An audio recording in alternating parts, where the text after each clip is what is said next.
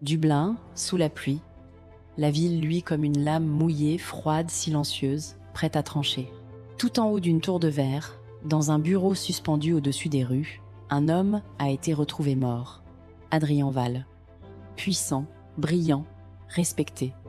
Le genre d'homme que personne n'imagine vulnérable, encore moins victime. Pourtant, au matin, il gît derrière son bureau comme si quelque chose avait traversé la forteresse sans laisser la moindre trace. Aucune effraction, aucune alarme, aucune image exploitable, aucun badge suspect, rien. Seulement un corps. Et ce silence épais, presque vivant, qui semble encore collé au mur de verre. La détective entre dans la scène, comme on entre dans une pièce où l'air manque déjà. Tout est trop propre, trop calme, trop parfait. Le bureau n'a pas l'aspect d'un lieu de travail, mais celui d'un hôtel. Quelque chose de froid, de précis, de personnel. Et plus elle observe les lieux, plus elle sent qu'on ne lui a pas volé une vie, on l'a mise en scène. Puis il y a l'assistante. Une femme sans éclat, sans présence apparente, le genre de personne que l'on croise sans la voir. Mais son silence ne ressemble à une porte verrouillée de l'intérieur. Son regard fuit, ses mains trahissent, une tension ancienne. La femme l'admirait, en secret, depuis longtemps. Pas une admiration ordinaire, une obsession patiente, souterraine, maladive.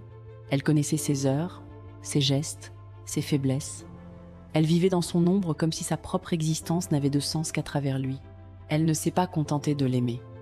Elle l'a surveillé, jusqu'à confondre désir et possession. Puis tombe le détail qui glace le sang. Elle avait pris un aller simple, pas un départ, un point de non-retour, comme si elle savait déjà qu'après ce qu'elle allait faire, il n'y aurait plus de retour possible.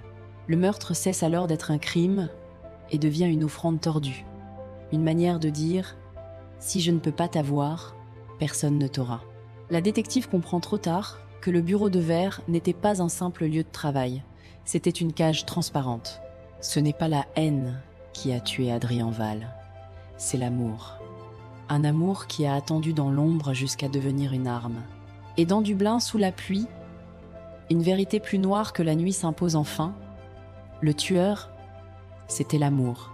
Abonne-toi pour découvrir les mystères oubliés et les légendes Urbensky hantent encore notre réalité.